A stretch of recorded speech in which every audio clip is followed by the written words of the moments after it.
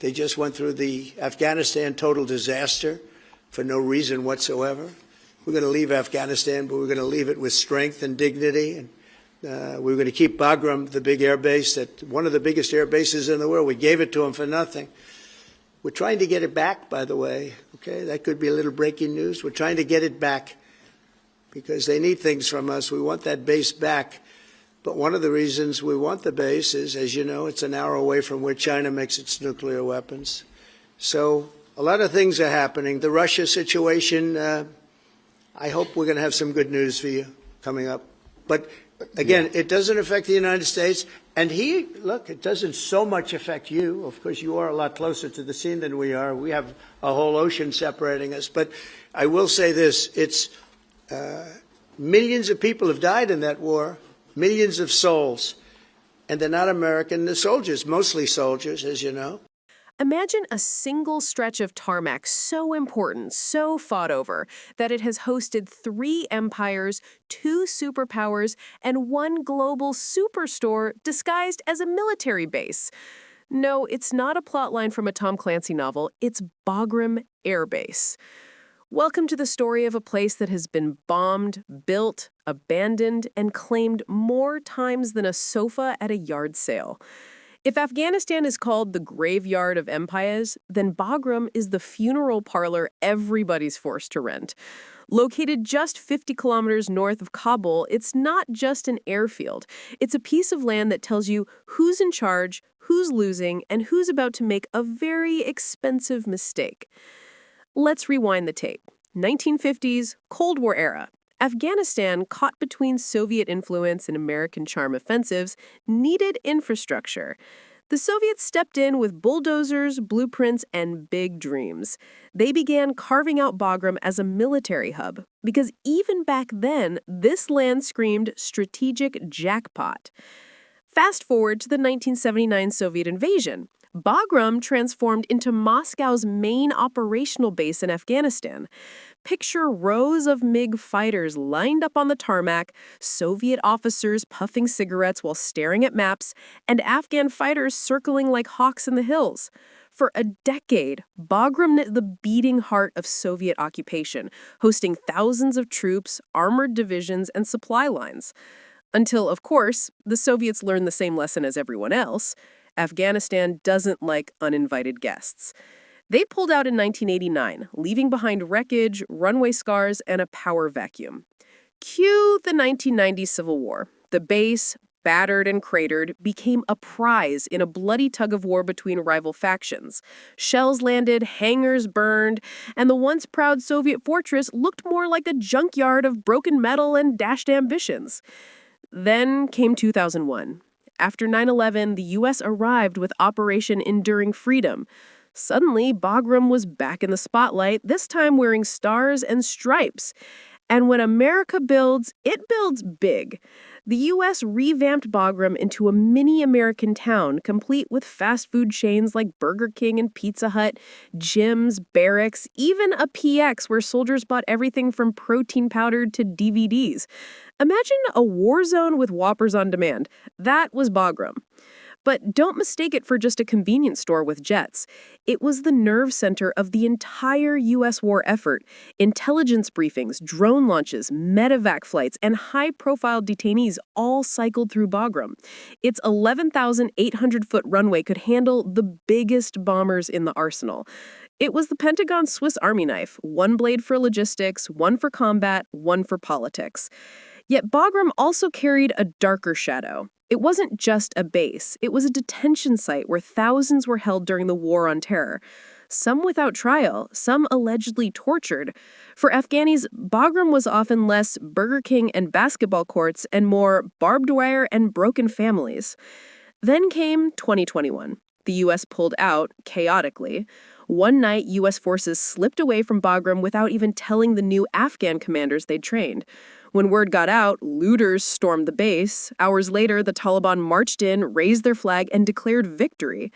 The symbol of American military might was now the Taliban's trophy cabinet. So when former President Trump now says, "We want Bagram back," he isn't just talking about a chunk of real estate. He's talking about undoing decades of history written in Soviet concrete, American fast food wrappers, and Taliban victory chants. That's the history. Epic, bloody, ironic. But history is only half the story. The other half is a man with a microphone, a knack for spectacle, and a promise that bad things will happen if Bagram doesn't change hands. Yep, you guessed it, Donald Trump. And that's exactly where we're headed next. If there's one thing you can count on with Donald J. Trump, it's that his foreign policy announcements sound less like policy memos and more like season finales of reality TV. And his latest? Forget The Apprentice. This one's more like The Ultimatum, Bagram edition. So, what did Trump actually say that sent Kabul, Beijing, and just about every foreign ministry intern into overdrive? Let's set the scene. Trump, standing in front of the cameras, this time in the United Kingdom, side by side with British Prime Minister Keir Starmer, drops a bombshell line that ricochets across the headlines. We're talking now to Afghanistan, and we want it back. And we want it back soon, right away. And if they don't do it, you're going to find out what I'm going to do. Cue the dramatic music. That's not diplomacy. That's WWE SmackDown energy.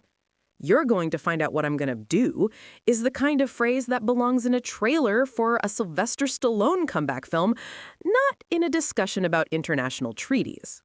And notice the deliberate vagueness. He didn't say what he'd do. Military force? Sanctions? Embarrassing nicknames on Truth Social? Nobody knows.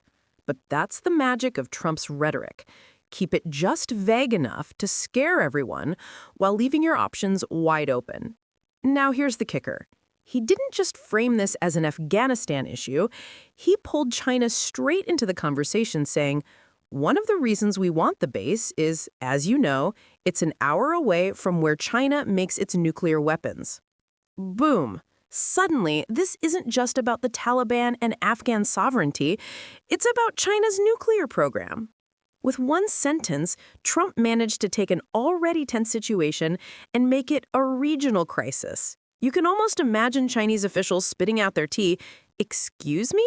Did he just say what I think he said?" Politically, though, this was classic Trump. His base eats this up.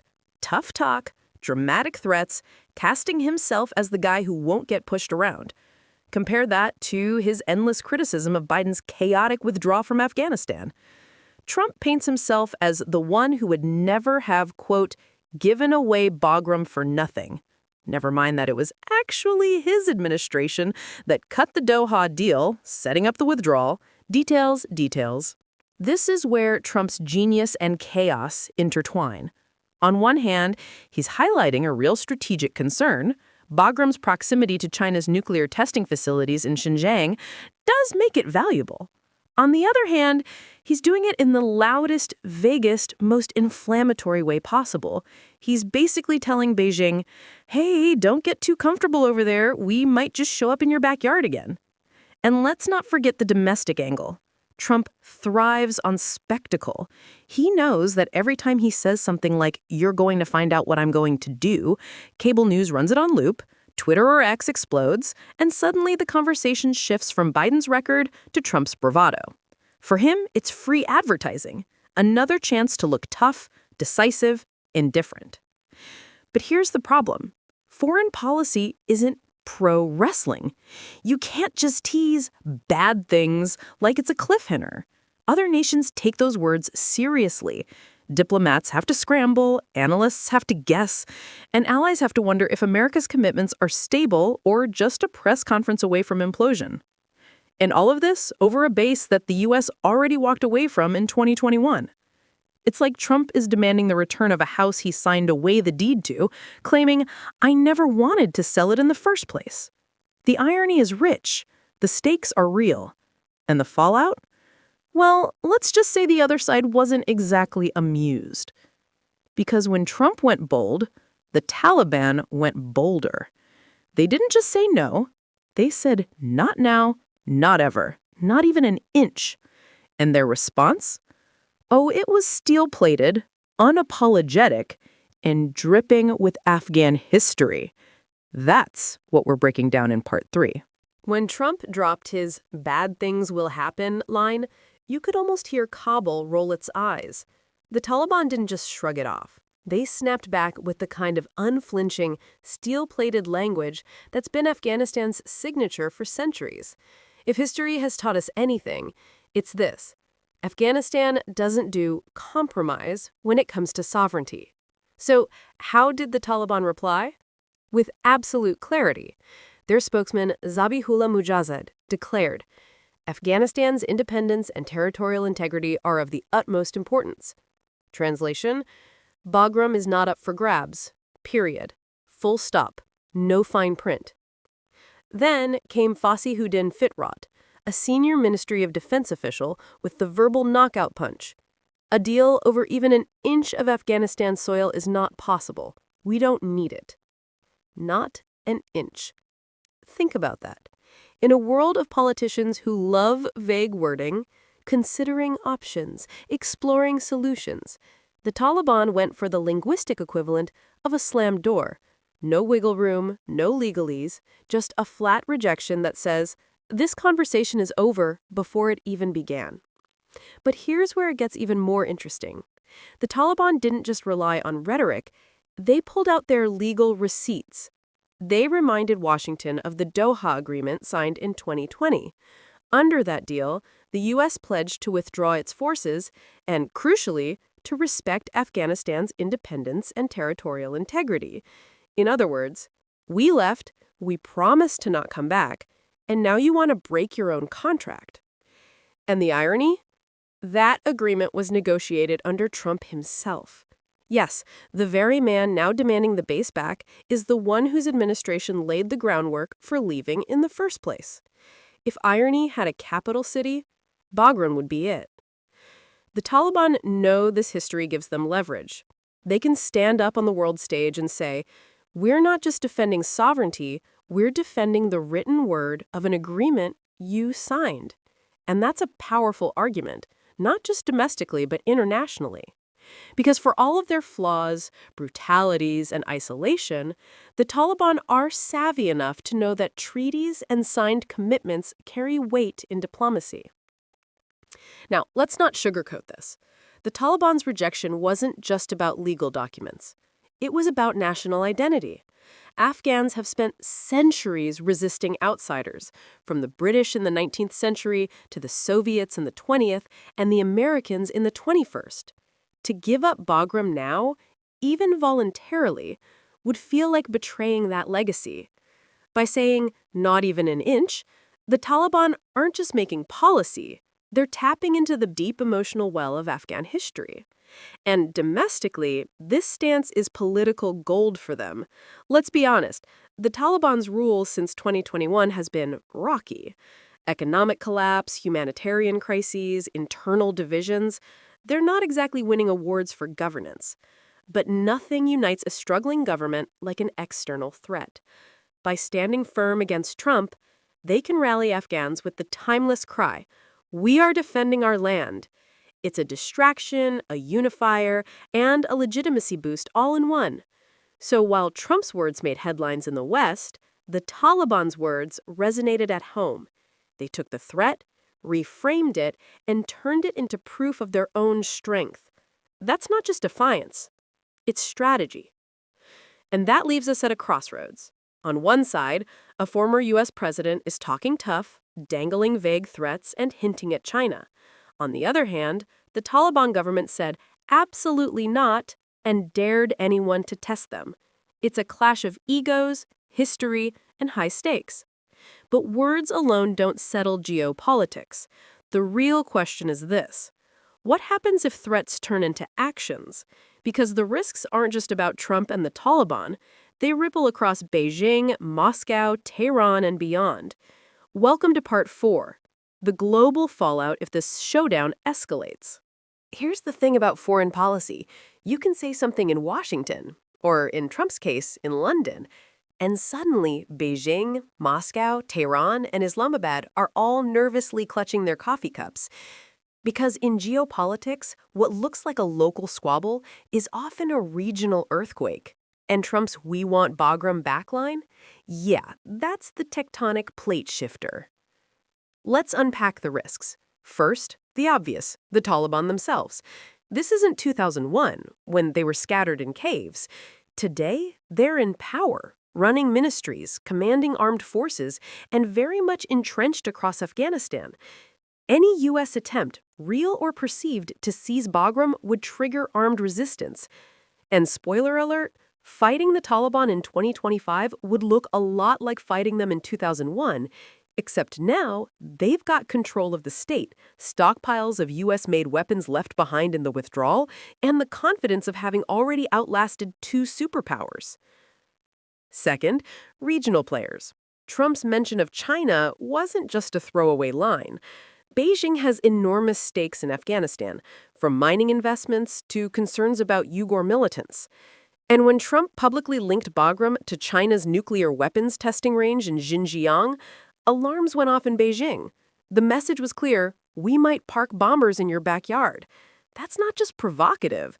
It's practically an invitation for China to deepen ties with the Taliban, if only to counter U.S. pressure. Now flip west to Iran. Tehran already views U.S. presence in the region as a hostile act. A reoccupation of Bagram would be read as an existential threat. Imagine Iranian hardliners rubbing their hands saying, "See, we told you America never really leaves." It would give them all the ammunition they need, politically, rhetorically, maybe even militarily. Next door in Pakistan, things get even more tangled. Pakistan has always played a double game with Afghanistan, supporting the Taliban in some ways while cooperating with Washington in others. If the U.S. pushes to retake Bagram, Pakistan would face a brutal choice: side with its old Taliban allies or risk fallout with Washington. Either way, the instability would spill across their already fragile border. And then there's Russia. Remember, the Soviets once called Bagram their own. Moscow would love nothing more than to watch the U.S. get bogged down in Afghanistan all over again. They'd cheer from the sidelines, maybe even stir the pot with intelligence and arms sales, just to make Washington bleed resources and credibility. So yeah, the risks aren't confined to Afghan soil. They ripple across the entire region like dominoes waiting to fall. Now let's talk about costs. Any serious move to retake Bagram would cost billions, not just in dollars, but in political capital. U.S. troops, equipment, supply chains. It's déjà vu of a war Americans thought they'd already ended. And in domestic politics, that's poison. After 20 years of conflict, U.S. voters aren't exactly lining up to fund Afghanistan the sequel. But here's the kicker. By just making the demand, Trump may have already given the Taliban a political gift. For a government plagued by economic collapse, humanitarian disaster, and international isolation, being able to say, "Look, America's threatening us again, but we're standing tall," is priceless. It rallies nationalist pride. It distracts from bread shortages. It unites factions under the flag of sovereignty. In short, Trump's words handed the Taliban a rallying cry on a silver platter. And that's the irony of geopolitics. One side's chest thumping often becomes the other side's campaign slogan. So here we are, Trump making threats, the Taliban doubling down, and the world watching nervously. But what does it all mean in the bigger picture? What does this say about U.S. credibility, global strategy, and the future of foreign policy? Buckle up, because Part 5 ties it all together. Okay, let's zoom out. We've walked through the history, we've heard Trump's threats, we've seen the Taliban's steel-plated rejection, and we've unpacked the global risks. But now comes the million-dollar question. What does all this really mean? Because sometimes the fireworks aren't about what's actually happening, but about what the spectacle tells us. Here's the first big-picture takeaway. Credibility. International politics runs on credibility the way cars run on fuel. If the U.S. starts tossing around threats that contradict signed agreements, like the Doha Accord, which promised not to interfere in Afghanistan, then Washington looks unreliable. Allies wonder, can we trust America's word? Adversaries whisper, treaties mean nothing. Just wait for the next administration. And that uncertainty spreads like wildfire. Think about it. Treaties are supposed to outlive presidents. They're supposed to be bigger than personalities. If one leader can rip up the script with a soundbite, the message to the world is clear. U.S. foreign policy isn't a policy at all. It's a 4-year revolving door of whims. That erodes long-term strategy faster than you can say, press conference. Second takeaway. Politics versus strategy. Trump's demand for Bagram plays beautifully as a domestic political move. It's tough, it's bold, it paints him as the anti-Biden who won't give away America's assets. It feeds campaign rallies, fuels Fox News segments, and makes him look like the guy with the guts to fix mistakes. But strategy? Whole different story. Strategically, retaking Bagram makes no sense without a plan for occupation, supply, security, and diplomacy. In other words, it's a soundbite win, but a strategy fail. Third takeaway, the Taliban's survival play. For a regime battered by economic crisis, sanctions, and lack of international recognition, this moment is a lifeline. By standing up to Trump, they can rally Afghans around the one cause that still unites the nation: sovereignty. They don't need to solve unemployment or hunger in this moment. They just need to say, look, we're protecting Afghanistan's land. And in a society where resisting outsiders is practically written into the national DNA, that's a powerful narrative. Fourth takeaway, regional power plays. China, Russia, Iran, and Pakistan are all watching. For Beijing, Trump's words were a red flag waving right over Xinjiang. For Moscow, it's déjà vu and schadenfreude rolled into one, the chance to see America trip over the same ground the Soviets did. For Iran, it's propaganda gold. And for Pakistan, it's a diplomatic nightmare, caught between old Taliban allies and a U.S. that still holds financial sway. The point is, this Trump's comment wasn't just about Afghanistan, it was about rattling the chessboard for every player in the region.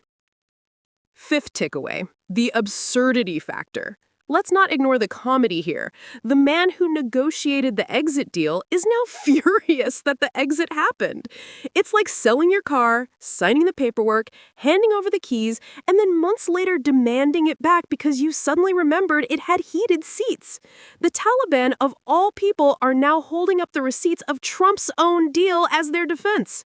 You can't script irony better than that. So what does it all add up to? A clash of egos, yes. A clash of strategies, definitely. But more than that, it's a reminder of how fragile the global system can feel when strong personalities collide with strong histories. One man's campaign talking point becomes another nation's battle cry. One base in Afghanistan becomes a symbol for sovereignty, credibility, and the balance of power in Asia. And that's where we leave it. Trump wants Bagram back, the Taliban say not even an inch, the world is watching, and the rest of us? We're left asking whether this is the opening scene of another endless war, or just another loud headline destined to fade. Now, I want to hear from you. Was Trump's demand a clever bluff to score political points, or do you think he's serious about forcing the issue? And if he did push it, how would China, Russia, and Iran react? Drop your take in the comments. I read every one. If you found this breakdown sharp, bold, and maybe a little spicier than your average news analysis, hit that subscribe button, turn on notifications, so the next time global politics feels like an action movie, you won't miss the sequel. And share this video with someone who still thinks foreign policy is boring. Trust me, after Bagram, they'll think again. This is at Global Pulse News, where we strip out the fluff, add some wit, and bring you the real story behind the headlines. Until next time, stay sharp, stay curious, and never settle for the surface-level take.